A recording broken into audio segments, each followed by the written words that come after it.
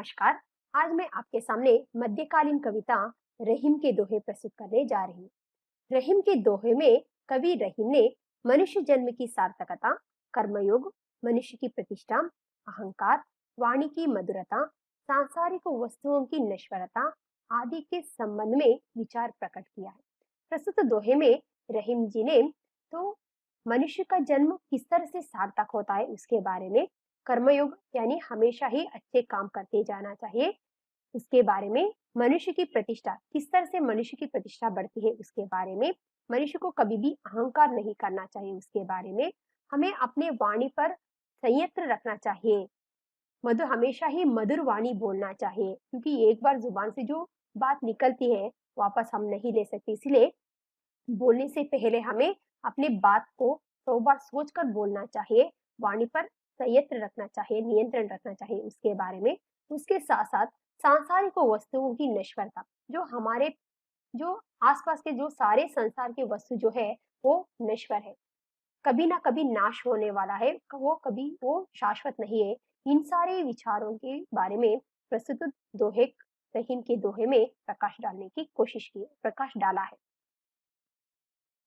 अब मैं इस दोहे को अच्छे से 2 बार पढ़ूंगी, उसके बाद इसके कठिन शब्दार्थ आपको बता देती हूँ, उसके बाद एक्सप्लेन करती हूँ। रहीमन विद्या बुद्धि नहीं, नहीं धर्म जसदान, भू पर जन्म पुथा धरे, पशु बिनु पूछ बिशान। ठीक है, वापस से पढ़ती हूँ। रहीमन विद्या बुद्धि नहीं, नहीं धर्म जसदान, भू पर जन्म पुथा धरे, पशु बिनु पूछ बिशान। इसके कठिन शब्दार्थ लिख लीजिए। रहीमन यानी रहीम, रहीम, विद्या यानी ज्ञान, नॉलेज, बुद्धि यानी इंटेलिजेंस, धर्म यानी धार्मिकता, जस यानी यश, दान यानी दान धर्म, भू यानी पृथ्वी, जन्म यानी जन्म, वृता यानी व्यर्थ, दरे यानी हुआ, पशु यानी पशु, बिनु यानी बिना, पूछ यानी पूंछ, टेल, पूंछ पशुओं की जो पूंछ रहते ना, टेल, बिशान यानी सींग, हॉर्न कहते हैं ना, पशु के सिर पर रहते हैं ना उसे, बिशान का मतलब है सींग, हॉर्न। अब इसे मैं एक्सप्लेन कर देती हूँ। रहीमदास जी कहते हैं कि जिस व्यक्ति के अंदर विद्या नहीं है, बुद्धि नहीं है, धर्म यानी धार्मिक कार्य करने का, धर्म जो भगवान की पूजा करने का, धार्मिक कार्य करने का गुण उसके अंदर नहीं है, जैसी यानी यश पाने की इच्छा उसके अंदर नहीं है, और दान यानी दान धर्म करने का गुण उसके अंदर नहीं है, तो भू पर पृथा धरे, ऊपर जन्म पुता धरे, पशु बिनु पूछ बिशान। उसका जन्म भू पर यानी पृथ्वी पर होने के बावजूद भी उसका जन्म व्यर्थ ही माना जाता है, क्योंकि जिस व्यक्ति के अंदर बुद्धि नहीं है, विद्या नहीं है, बुद्धि नहीं है, धार्मिकता नहीं है, धार्मिक गुण नहीं है, उसे यश पाने की इच्छा नहीं है, दान धर्म करने की जो क्षमता उसके अंदर नहीं है, उसका जन्म पृथ्वी पर होने के बावजूद भी उसका जन्म व्यर्थ ही माना जाता है। ऐसे ही उन्होंने व्यर्थ में धरती पर जन्म ले लिया, उसका अस्तित्व ऐसा बन जाता है, बिना पूंछ और बिना सींग के पशु के जैसा उसका जन्म बन जाता है। देखिए देखिए, कहने का तात्पर्य ये है, मनुष्य भी तो एक प्राणी है, फिर भी उसे प्राणी नहीं कहा जाता, उसे मनुष्य कहा जाता है। मनुष्य इसीलिए कहा जाता है क्योंकि उसमें विद्या है, वो पढ़ लिख सकता है, बुद्धि है, सोचने समझने की क्षमता है, दान धर्म कर सकता है, यश पाने की इच्छा रखता है, भगवान की पूजा अर्चना करता है, धार्मिक कार्यों में अपने आप को जुटा रखता है। यह सारे गुण होने के नाते ही उसे मनुष्य कहा जाता है, पशु नहीं कहा जाता। लेकिन यहाँ पर रहीमदास जी कहते हैं, जिस व्यक्ति के अंदर विद्या नहीं है, बुद्धि नहीं है, जो पढ़ लिख नहीं सकता, उसमें सोचने समझने की क्षमता नहीं है, वो भगवान की पूजा अर्चना नहीं करता, धार्मिकता नहीं करता, धार्मिक कार्यों में अपने आप को नहीं जुटा रखता, अपने आप को वो अपनाता नहीं है, और जस यानी यश पाने की इच्छा उसके अंदर नहीं है, दान धर्म दूसरों के कष्ट में दान देने की, धर्म करने की जो गुण उसके अंदर नहीं है, उसका जन्म पृथ्वी पर इस भूमि पर होने के बावजूद भी उसका जन्म व्यर्थ माना जाता है, क्योंकि यह सारे गुण होने के नाते ही मनुष्य को मनुष्य कहा जाता है, प्राणी नहीं। यही सारे गुण उस मनुष्य के अंदर नहीं है तो उसका अस्तित्व कैसा बन जाता है, बिना पूंछ के, बिना सींग के वो एक प्राणी बनकर रह जाता है, बिना सिंग और बिना पूंछ के एक प्राणी के जैसा उसका जीवन रह जाता है। समझ में आया ना? अब दूसरा, रही मन पानी रखिए बिनु पानी सब सुन, पानी गए न उबरे मोती मानुष चुन। वापस से पढ़ती हूँ। रही मन पानी रखिए बिनु पानी सब सुन, पानी गए न उबरे मोती मानुष चुन। अब इसकी कठिन शब्दार्थ लिख लीजिए।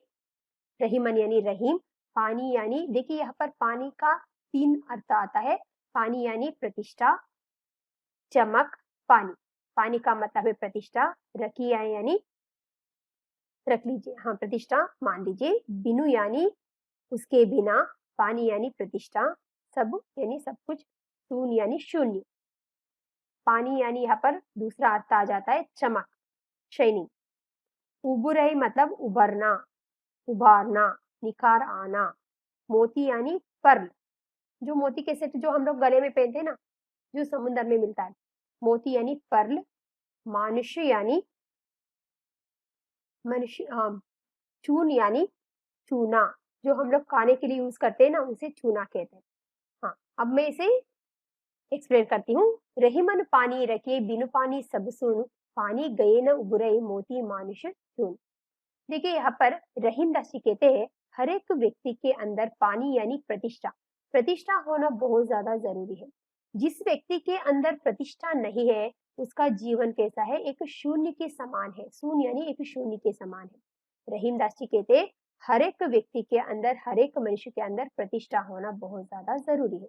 जिस व्यक्ति के अंदर प्रतिष्ठा नहीं है, स्वानिष्ठा नहीं है, आत्माभिमान नहीं है, वो मनुष्य, उसका जीवन कैसा है, एक शून्य के जैसा बन जाता है। पानी गए न उबरे मोती मानुष चुन। तो यहाँ पर पानी का अलग मतलब है। पानी यानी क्या है, यहाँ पर चमक। तो यहाँ पर कहते कि जो जिस व्यक्ति के अंदर प्रतिष्ठा नहीं है, उसका अस्तित्व शून्य हो जाता है। जिस तरह से उसका अस्तित्व ऐसा हो जाता है कि बिना चमक के मोती के जैसा, बिना पानी के चूने के जैसा। तो चमक से ही मोती का अस्तित्व किस तरह से बनता है, और वैसे ही चूने का, पानी से ही चूने का अस्तित्व बनता है, वैसे ही मनुष्य के अंदर प्रतिष्ठा होने से ही उसका अस्तित्व बन जाता है। जो हम लोग मोती खरीदने जाते हैं, जो बहुत ज्यादा चमकीले रहते, बहुत ज्यादा शाइनिंग रहते, उसे ही हम खरीदते हैं। जिस तरह से चमक से ही मोती का अस्तित्व बनता है, पानी से ही चूने का अस्तित्व बनता है, वैसे ही हर एक मनुष्य के अंदर प्रतिष्ठा होना जरूरी है। प्रतिष्ठा से ही मनुष्य का अस्तित्व बनता है। चूना यानी जो हम लोग खाने के लिए यूज करते हैं ना, देखिए अभी मैं आपको दिखा देती हूँ, ये चूना है। चूना यानी इसमें पानी डालने के बाद ये पेंट करने के लिए या खाने के लिए, जब हम सुपारी मतलब वो खाते हैं, पान खाने के लिए हम लोगों को उपयोग होता है, वरना तो ये सिर्फ एक पत्थर के जैसा ही है। इसीलिए यहाँ पर रहीम दास जी कहते हैं कि जिस व्यक्ति के अंदर प्रतिष्ठा होना बहुत ज्यादा जरूरी है, जिस व्यक्ति के अंदर प्रतिष्ठा नहीं है, उसका अस्तित्व शून्य के समान बन जाता है। जिस तरह से चमक से ही मोती का अस्तित्व और पानी से ही चूने का अस्तित्व बनता है, वैसे ही प्रतिष्ठा से ही मनुष्य का अस्तित्व बनता है। समझ में आ रहे ना? अब तीसरा देखेंगे। रही मन कठिन चिताते चिंता को चित चेत, चिता दहित निर्जीव को चिंता जीव समेत। रही मन कठिन चिताते चिंता को चित चेत, चिता दहित निर्जीव को चिंता जीव समेत। देखिए यहाँ पर मैं अभी कठिन शब्दार्थ आपको बताती हूँ। रहीमन यानी रहीम जी, कठिन यानी कठिनाई, चितान, चितान यानी जो चिता है, चिंता यानी चिंता, चित यानी मन, चेत यानी चेतना, दहित यानी जलाना, चिता यानी चिता ही है। जब हम लोग मरने के बाद जो हमारी शरीर को जिस लकड़ी के ऊपर जलाया जाता है, उसे चिता कहते। दहित यानी जलाना, निर्जीव यानी बिना जीव के शरीर, बिना प्राण के शरीर यानी लाश, चिंता यानी चिंता, समेत यानी जीव यानी प्राण, समेत यानी प्राण के साथ, जीव के साथ। अब इसे एक्सप्लेन करती हूँ। देखिए रहीम दास जी कहते कि चिता और चिंता में, देखिए चिता और चिंता में एक शून्य का ही अंतर रहता है। लेकिन चिता क्या करता है, जब वो मनुष्य, लेकिन फिर भी चिता और चिंता में एक शून्य का अंतर होने के बावजूद भी चिंता जो है चिता से भी बहुत अत्यधिक ताकतवर सिद्ध हुआ है। चिता और चिंता में एक शून्य का ही अंतर है, लेकिन चिंता जो है चिता से बहुत ज्यादा ताकतवर माना जाता है, अत्यधिक ताकतवर सिद्ध हुआ है। क्योंकि जब चिता जो है जब वो मनुष्य मरने के बाद उसके निर्जीव देह को जलाता है, तो चिंता जो है जब वो मनुष्य जीवित रहता है, उसकी जो बुद्धि है, चेतना है, होश है, उसकी जो सोचने समझने की सारी जो क्षमता को वो क्षीण कर देता है। इसीलिए चिता तो लाश को जलाती है, तो चिंता जीवित मनुष्य को जला देती है। इसीलिए जीवन में मानव को कभी भी चिंता नहीं करना चाहिए, चिंता से दूर रहना चाहिए। अतः समझ में आ रहा है ना? देखिए यहाँ पर रहीम दास जी कहते हैं कि चिता और चिंता में एक शून्य का ही अंतर रहता है, लेकिन चिंता चिता से बहुत ज्यादा ताकतवर माना जा गया है। क्योंकि चिता जब मनुष्य के मरने के बाद उसके निर्जीव देह को जलाता है, तो चिंता जब मनुष्य जीवित रहता है, तो उसकी जो उसके अंदर की जो सोचने समझने की क्षमता है, उसकी बुद्धि सामर्थ्य सब कुछ तो उसे क्षीण कर देता है, उसे नाश कर देता है, तो वो एक जिंदा लाश बनकर रह जाता है। इसीलिए चिता जब वो मनुष्य मरने के बाद उसके लाश को जलाते हैं, तो चिंता जब वो मनुष्य जीवित रहता है, तो जीवित मनुष्य को ही जला देती है। इसलिए कभी भी मनुष्य को चिंता नहीं करना चाहिए। समझ में आया ना? अब देखिए, निज कर क्रिया रहीम कही, सुधी बावी के हाथ, पासे अपने हाथ में दाव ना अपने हाथ। निज कर क्रिया रहीम कही, सुधी बावी के हाथ, पासे अपने हाथ में दाव ना अपने हाथ। तो यहाँ पर कठिन शब्दार्थ आप लिख लीजिए। निजी यानी अपने, क्रिया यानी काम, सुधी यानी फल या रिजल्ट, भावी यानी भगवान, पासे यानी डाइस। जब हम खेल खेलते हैं, खेलने के लिए जो उपयोग किया जाता है ना, जो डाइस, उसे कहते हैं डाइस। दाव यानी चाल। ओके, अब मैं इसे एक्सप्लेन करती हूँ। देखिए, रहीम के अनुसार हर एक मनुष्य को अपना काम स्वयं करना चाहिए, जो वो अच्छे काम करते जाना चाहिए। हर एक मनुष्य को अपना काम स्वयं करना चाहिए, जो भी काम करता है अच्छे काम करते जाना चाहिए। जो वो काम करता है उसका फल क्या मिलेगा उसको सोचने की जरूरत नहीं, क्योंकि जो वो अच्छा काम करते जो भी वो क्रिया यानी काम करता है, उसकी फल देने वाला कौन है? भगवान है। जो भी उन्होंने अच्छा काम किया उसका फल देने वाला, उसका फल निर्धारित करने वाला भगवान है। जिस तरह से जीवन एक द्युतिक क्रीड के जैसा है, एक खेल के जैसा है। इस खेल में पासे तो पासे यानी डाइस, पासे तो आपके हाथ में है, डालने वाले भी आप है, लेकिन उसमें क्या निकलेगा? 2 आएगा, 4 आएगा, 5 आएगा, 8 आएगा, इसे निर्धारित करने वाला कौन है? भगवान है।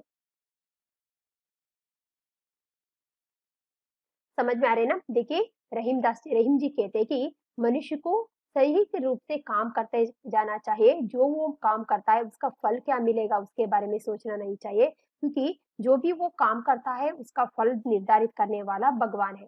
तो आपको पासे, पासे का मतलब अभी आपको दिखा देती हूँ। पासे यानी ये है। देखिए, जब हम लोग खेलने के लिए यूज करते हैं ना, डाइस कहते हैं, इसे पासे कहते हैं। ठीक है? तो पासे तो आपके हाथ में है, डालने वाले भी आप है, फिर भी उसमें क्या दाव निकलेगा? दाव यानी 2 आएगा, 4 आएगा, क्या चाल निकलेगा? वो निर्धारित करने वाला भगवान है। इसीलिए आपको सच्चे काम करते जाना चाहिए, अच्छे काम करते जाने चाहिए। उसका जो भी फल है भगवान निर्धारित करेगा। इस तरह से रहीम जी कहते। समझ में आया ना?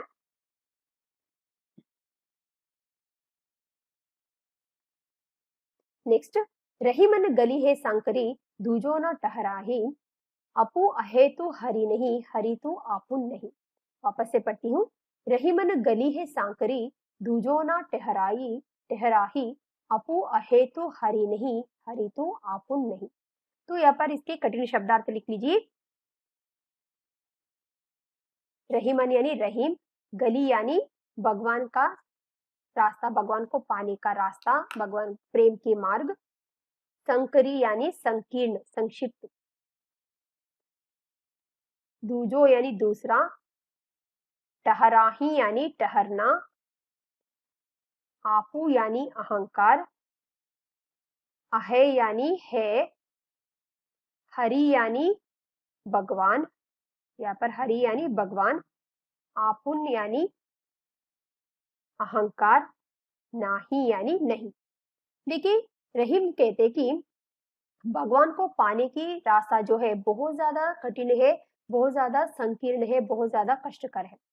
जो भक्त निस्वार्थ, निष्काम और निरहंकारी होकर जो भगवान की पाने के लिए जो निस्वार्थ साधना करता है, उसी को ही भगवान मिलता है। समझ में आ रही ना? देखिए, रहीम के अनुसार भक्ति मार्ग अत्यंत जो भगवान की पाने की जो रास्ता है बहुत ज्यादा कठिनता से भरा हुआ है, बहुत ज्यादा संकरा है, बहुत ज्यादा संकीर्ण है।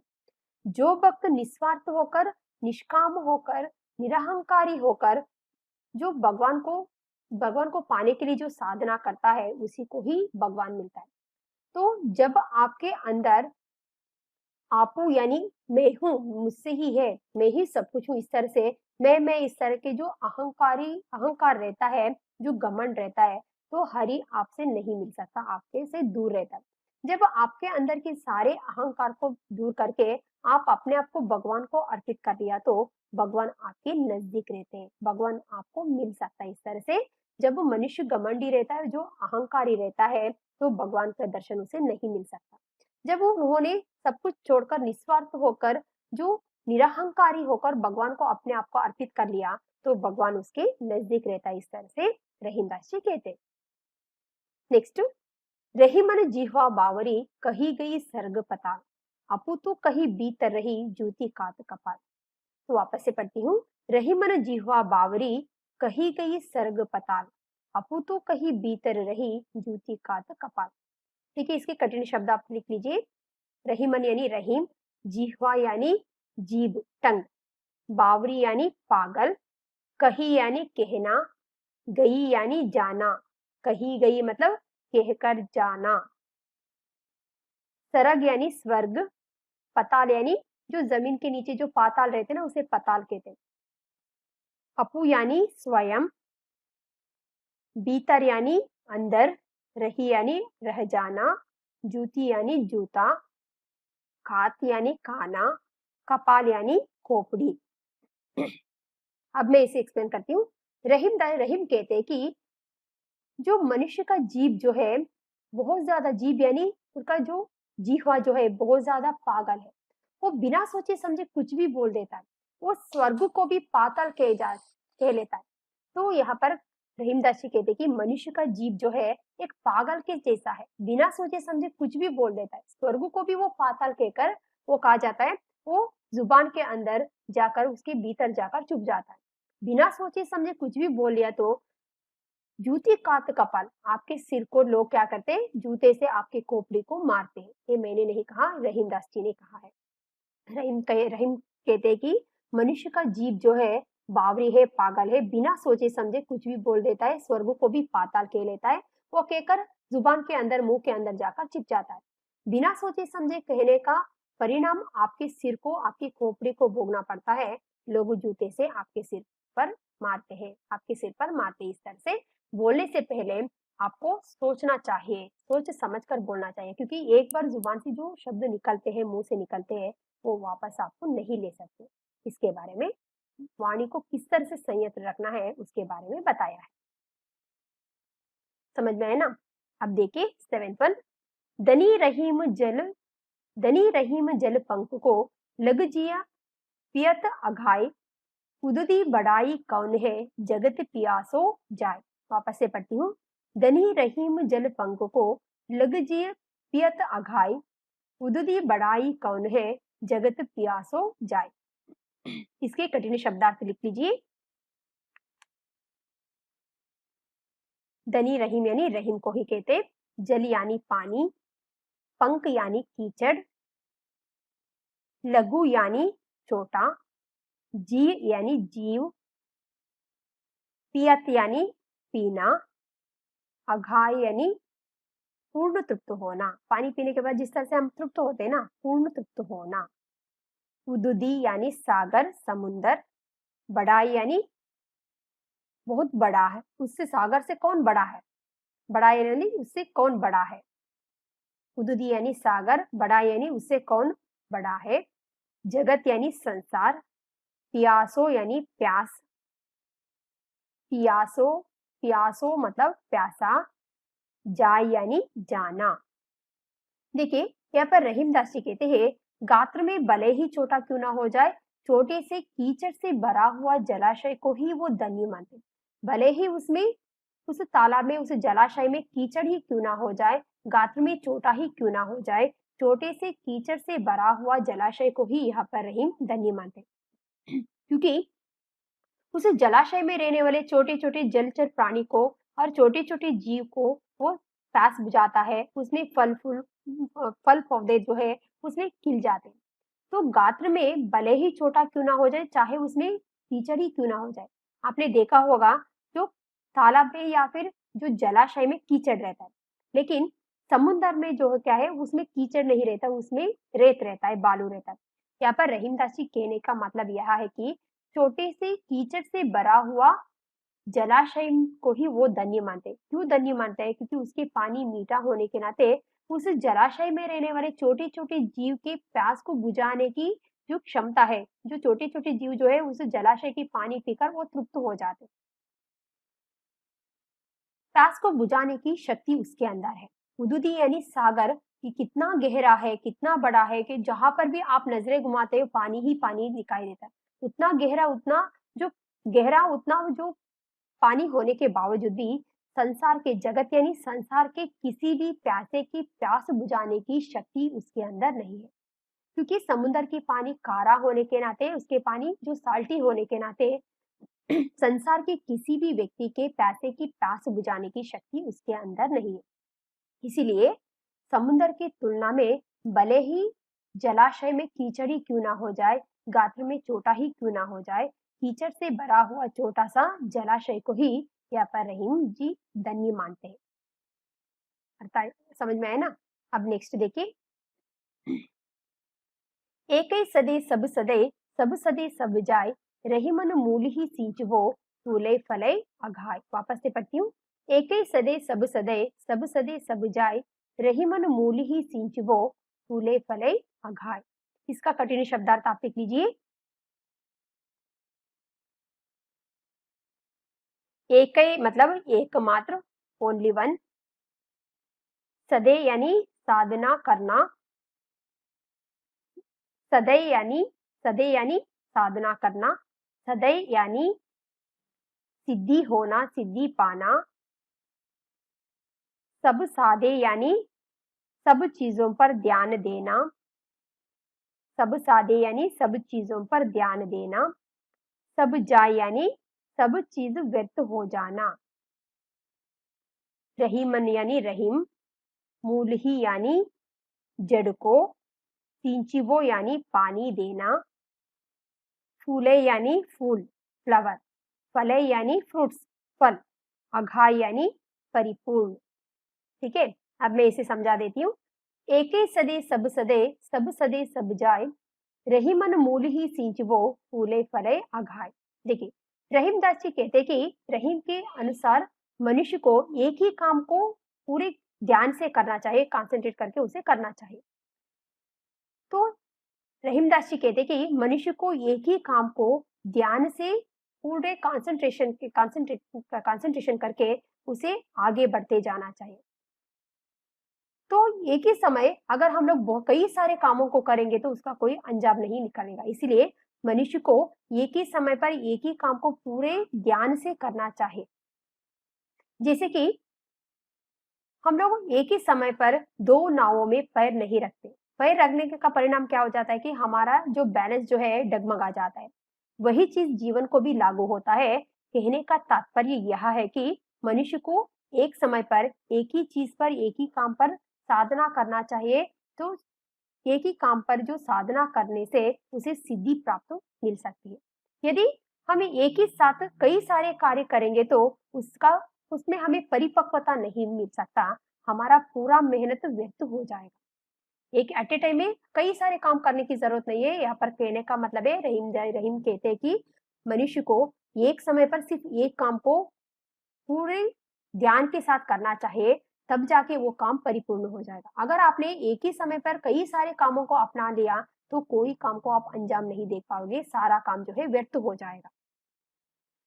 First line. सेकेंड लाइन जो है, रहीमन मूल ही सींचबो फूले फले अघाय। फिर रहीमदास जी कहते कि मनुष्य को वृक्ष की जड़ में, उसके रूट में पानी देना चाहिए। जब हम वृक्ष के ऊपर फल फूल देते हैं तो ऊपर नहीं पानी देते, उसकी जड़ को पानी देते हैं। वो जड़ के पानी को हम लोग जब सींचते हैं, उस पानी को लेकर वो वृक्ष क्या करता है, आगे हमें फल फूल देता है। समझ में आया ना? इसीलिए कहने का तात्पर्य ये है कि हमें एक चीज पर पूरा ध्यान देकर वो काम करना चाहिए, तब हम परिपूर्ण हो जाते। सेम टाइम में हम लोग कई सारे कामों को करने की कोशिश करते तो कोई भी काम ठीक तरह से नहीं होगा, कोई भी काम परिपूर्ण नहीं होगा। इसीलिए हमें एक समय पर एक ही काम को करके उसे अंजाम तक पहुंचाना चाहिए, उसे परिपूर्ण करना चाहिए। जिस तरह से एक वृक्ष ऊपर फल फूल देता है तो हम ऊपर नहीं पानी देते, उसकी जड़ को पानी देते, उसे पानी सींचते, जड़ की पानी को सोखकर वो लेकर वो जिस तरह से ऊपर फल फूल देता है, वैसे ही मनुष्य को एक समय पर सिर्फ एक काम करना चाहिए। समझ में आया ना? समझ में आया ना? अभी एक शब्द वाक्य और वाक्य प्रश्न देखेंगे। बुद्धिहीन मनुष्य किसके समान है? बुद्धिहीन मनुष्य बिना सींग और पूंछ के पशु के समान है। किसके बिना मनुष्य का अस्तित्व व्यर्थ है? प्रतिष्ठा के बिना मनुष्य का अस्तित्व व्यर्थ है। चिता किसे जलाती है? निर्जीव देह को जलाती है। कर्म का फल देने वाला कौन है? कर्म का फल देने वाला भगवान है। प्रेम की गली कैसी है? प्रेम की गली संकीरी है। संकरी यानी संकीर्ण है। रहीम किसे बावरी कहते हैं? रहीम जीभ को या जीवा को, जीभ को बावरी कहते हैं। बावरी यानी पागल कहते हैं। रहीम किसे धनी मानते हैं? कीचड़ से भरा हुआ जलाशय को ही रहीम धनी मानते हैं। ठीक है, आशा करती हूँ जो मैंने आपको समझाया है, जो मैंने एक्सप्लेनेशन दिया है, आप सभी को समझ में आया है। धन्यवाद।